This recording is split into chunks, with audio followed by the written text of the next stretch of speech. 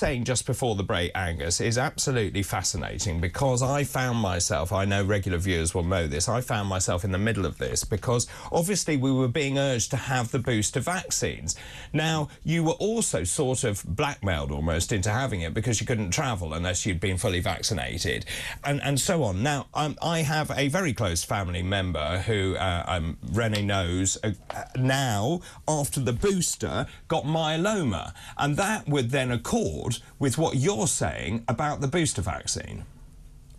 Well, absolutely. I mean, I was doing a melanoma clinic where I had patients who I treated with immunotherapy for years before it became de rigueur, who were doing exceptionally well, disease-free, having been stage 4 for 5 years, to one of them was 20 years, and they relapsed. And I'm used to looking at this sort of thing. It's usually excess stress in one's life for several months. There was none of that. And the only thing, doing a Poirot on it, was there anything they'd all had just before the diagnosis? They'd all had an unnecessary booster. And going back to the myeloma, I then had friends, and you mentioned the right scenario, who only had, I told them I didn't think it was wise to have the booster. They only had it. And 2 of them only had it so they could travel for their wives. And that's what we did, exactly what we did. Exactly. Now, in both these cases, the people felt awful after having it, and they ended up being very, very unwell. And I insisted they got scanned, and they had bone metastasis, one of them from melanoma, one of them from myeloma. And then I found, asking questions, not at work, but amongst my contacts and everybody, I found 8 cases of people who'd had lymphoma or leukemia after the booster. And remember what I said about the booster causes this unnecessary immune suppression of the T-cell response. Well, why would you do that? Now, I must say I'm furious with the MHRA, NHS Witty and all this, that and the other, because this is screaming. And all I was told to do was shut up. I would upset the patients.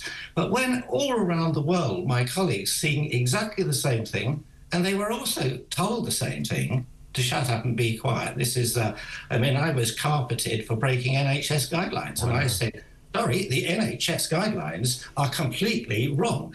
I'm a doctor. My first allegiance is to first do no harm. Exactly. And I see harm being done by the booster. And as a lifelong scientist, clinical scientist who's been working in developing vaccines for HIV and cancer for years, I know the reason. We have an old adage in our work, as it was, any vaccine that needs a booster doesn't work, certainly for infectious disease. And I think that this proves the case very much here. Fascinating. So I do really think that this is wonderful that you've raised this, because so many media will not discuss it. They will not reply, just like the government. I think it needs to be absolutely out there, because we raised the thing about it's not just the vaccine that we have to address, but when you look at the graph, in 1921, the middle of 1921, not only all the clots and the strokes and everything took off, but the cancer incidence started to take off,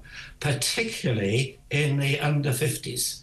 And you cannot ignore that. And there's people who've done some wonderful work on this. Carl Hennigan, yes, he's a great admirer of the work that he's done. Norman Fenton from the St Mary's, East London, Claire Craig and Ross Jones. They have analysed this, and they have all come to exactly the same conclusions, and I totally support them. And the other thing that we found is that I honestly do believe, and there's an article in the Telegraph today, which is the first time I've seen it really in black and white, said Pfizer lied about the vaccine. We talked about that right at the beginning of the programme, yeah. And from my point of view, they basically Pfizer should be held for account. They should be the whole board, CEO, everybody should be held to account for this, and everybody that was involved, because we all know that early VAERS data, that means adverse events to vaccines and reactions, they tried to hide. They tried to hide it for 75 years. It only became available because the High Court judge says, no, I want to see it now. And when we saw it, and these people I've talked to, we looked at it, it was clear if you had an adverse event from the vaccine, which there were far, far more than it ever should have been, you had a 3% chance of dying. If you caught the virus, you had less than a 1% chance of dying. On that data, it should never even have been given an emergency license. It was an absolute disgrace, the manipulation of data and the hiding.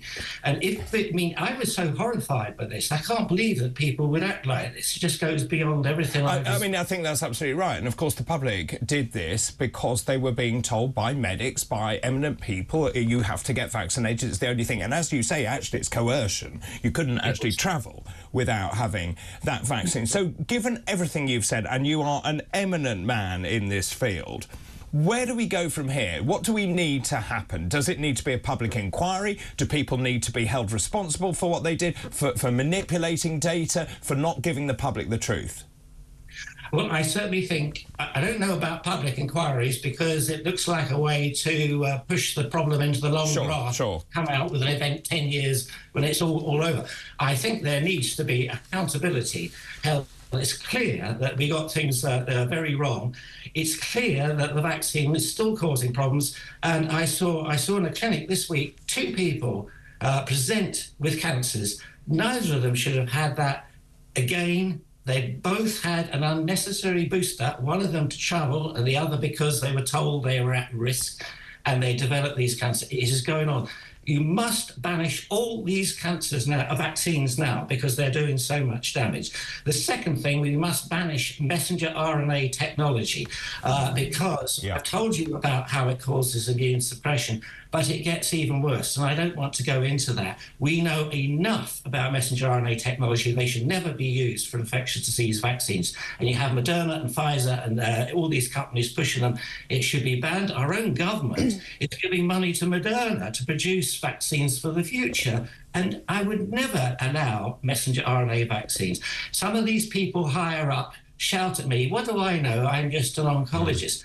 Well, unlike them, I can tell you, I sat on the scientific board of a vaccine company that only made messenger RNA vaccines, and I knew then there were insuperable problems in safety, and yet those have been blasted aside. For this so on that, and I do have to move on, unfortunately, but just on that, basically with the mRNA technology, this is new technology. We hadn't tried it. We had parallel processing in terms of the way the safety data was done. We never do that, ever. And we waived all of these safety protocols to expedite it.